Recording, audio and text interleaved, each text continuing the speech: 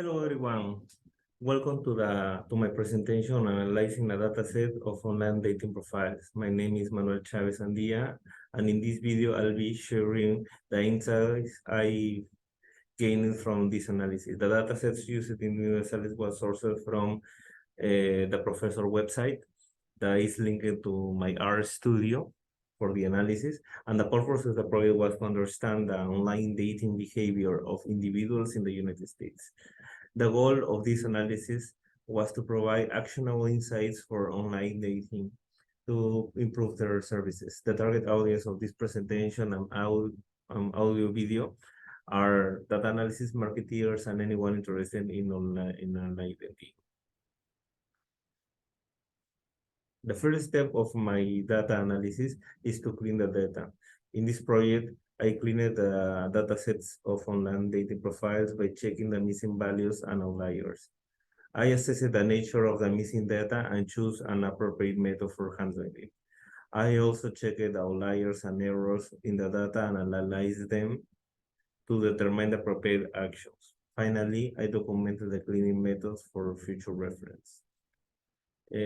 After analyzing the data, I use from the 4 files, I merge them into a outer join, full join for all the data sets into one, and then I drop the characteristics that are not important for analyzing these profiles. So I just drop them and focus on the main things that will give us insights for the customer personas. So as I told you, I use a 4 files. I make a full join, fill the blanks with like suitable values, sometimes the mode, sometimes the mean. I drop some columns. After that I got like 59,000 observations rows and 28 variables or characteristics in this study. So if you just go ahead and grab all the information and just want to get like one average information of everything, you will get like an average John Doe that doesn't have any meaningful insight of the information because it's so broad that doesn't identify actually anyone. So that's why it's more important to just grasp which are the trends and the groups of information that goes together, and from that starting point they start to analyze which will be like the suitable customers that we are going to find. If those customers are too wide, I think that we will miss in a sea of lots of information. That's why we need to narrow it and look for the patterns and customers that are more relevant and important. So I check the gender distribution after cleaning the data. I analyzed the gender and age distribution on the online dating profiles. I found that the majority of profiles were male. And this is important because if you see in the right, the count of males is the orange one is way higher in all the age brackets compared to females. And when there is a disparity this high, this gender will get too much people for fewer counterparts that may discourage them in still in the app because they will not find someone suitable for them.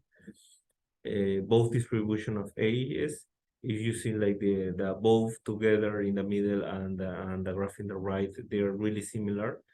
It's like they have extreme values in the right because there are most of the young people used to it, and then as people get old, they already have like a meaningful relationship and they don't need to use them. And this is like the most important bracket. It's for both ages, as from 25 to 35 years old. Also are important from 18 to 25 and 35 to 45 for both sexes. Ethnicity is an important analysis for us because ethnicity give us a lot of information about the background on culture of this or the people that uses it. So if we see here that the biggest majority is whites, um, it's like really common because in the United States, the majority of people are white, so it's not nothing important. But something that is really important is that Asians are second, and in the customer, and that could be meaningful because they are ahead from Hispanics and Blacks. That I think there might be like a broader, bigger majority minorities in the state. Um, that was maybe Arab is appealing to them more than other minorities. We might have to check them.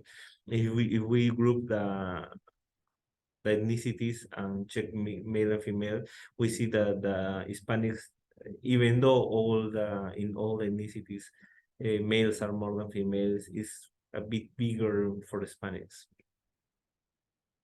After analyzing the data, there are too many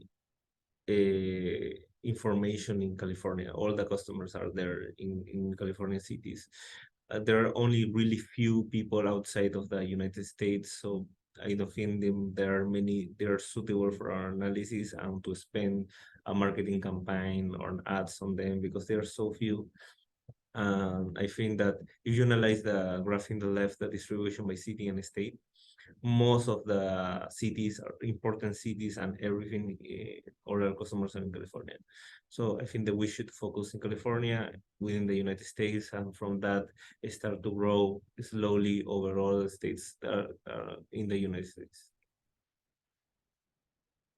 Okay, so I also check about the behavior of the people, how they identify culturally. So I took like top 10 languages. And the most repeated is English, and it's as expected because we choose California in the United States. So that's not something that is not expected. The second thing that we find is that the most people speak after English is Spanish, but it's way below. And that is important because there are so many Hispanics in the United States, especially in California.